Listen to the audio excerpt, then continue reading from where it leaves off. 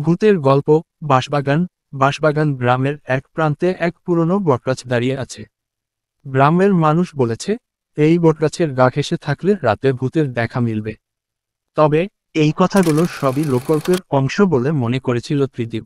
ত্রিদীপ ছিল একজন নবীন সাংবাদিক, যিনি গ্রামের এসব গল্পের সত্যতা যাচাই করতে আগ্রহী ছিল। একদিন ত্রিদীপ একটি রিপোর্ট তৈরির জন্য গ্রামের বাঁশবাগানে পৌঁছালো। গ্রামের মানুষদের সাথে কথা বলে জানা গেল, বহু বছর আগে এক মন্দিরের পুরোহিতের ছেলে গারোর রাতে বটগাছের কাছে গিয়ে ভূত দেখার চেষ্টা করেছিল। কিন্তু সে আর ফিরে আসেনি। সেই রাত থেকেই গ্রামের লোকেরা গাছের দিকে যেতে ভয় পায়। ত্রিদীপ সেই রাতেই বটগাছের নিচে রাত কাটানোর সিদ্ধান্ত নিল। রাতের অন্ধকারে বাঁশবাগান একেবারে ভুতুড়ে লাগছিল। চাঁদের আলো সামান্য কিছু আলো দিয়েছিল, কিন্তু গাছের শাখা প্রশাখার ছায়ায় চারপাশ কেমন যেন রহস্যময় লাগছিল। রাত গভীর হলে ত্রিদীপ একটা আওয়াজ শুনতে পেল, এক ধরনের মৃদু কাঁপনের শব্দ। তার হৃদযন্ত্রের গতিবেগ বেড়ে গেল। সে ভাবল, এটা হয়তো গাছের পাতার ঝলকানি। কিন্তু আওয়াজ ক্রমশ বাড়তে থাকল। ত্রিদীপ কিছুটা ভয় পেলেও সে সাহস করে পকেটের টর্চ চালু করল। অবশেষে সে একটা তিক্ত আত্মার উপস্থিতি অনুভব করল।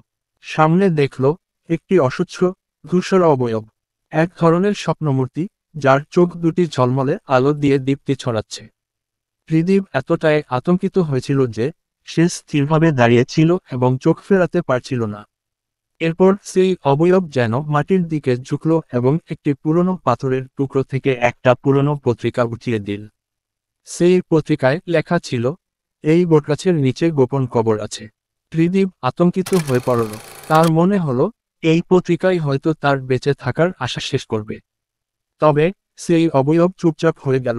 ত্রিদীপ ধীরে ধীরে সাহস অর্জন করল এবং পত্রিকার দিকে মনোযোগ দিল।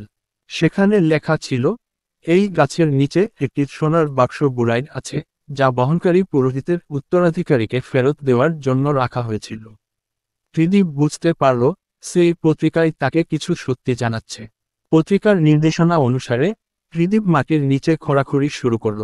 কিছুক্ষণ পরই সে একটি পুরনো সোনার বাক্স খুঁজে পেল। বাক্সটি খুললে দেখা গেল, সেখানে ছিল কিছু পুরনো ধর্মীয় গ্রন্থ এবং একটি চিঠি, যা বলছিল, আমার আত্মা মুক্তি পেল, আমার জন্য প্রার্থনা করো। ত্রিদীপ সেই চিঠি পড়ে নিজেকে বিশেষভাবে সম্মানিত অনুভব করল। সে বুঝতে পারল, ভূতের গল্প সব সময় ভয়ঙ্কর নয়। অনেক সময় এই ধরনের ঘটনা আমাদের অতীতের সত্তাগুলোর প্রতি সম্মান প্রদর্শনের সুযোগ দেয়। বাঁশবাগানে ফিরে এসে ত্রিদীপ তার অভিজ্ঞতা সবাইকে জানালো। গ্রামবাসীরা তার সাহসিকতা দেখে খুব খুশি হল। তারা বুঝতে পারল যে ভূতেরা সত্যিই প্রেতাত্মা, যারা কিছু ফিনিশের বিজনেস নিয়ে আমাদের কাছে আসে। ত্রিদীপ সেই রাতের অভিজ্ঞতা নিয়ে একটি বিশদ প্রতিবেদন তৈরি করল। এই প্রতিবেদনে সে প্রমাণ করল যে ভূতের গল্পের মধ্যে থাকা বাস্তব সত্যগুলি কখনো কখনো আমাদের ইতিহাসের গুরুত্বপূর্ণ অংশ হতে পারে।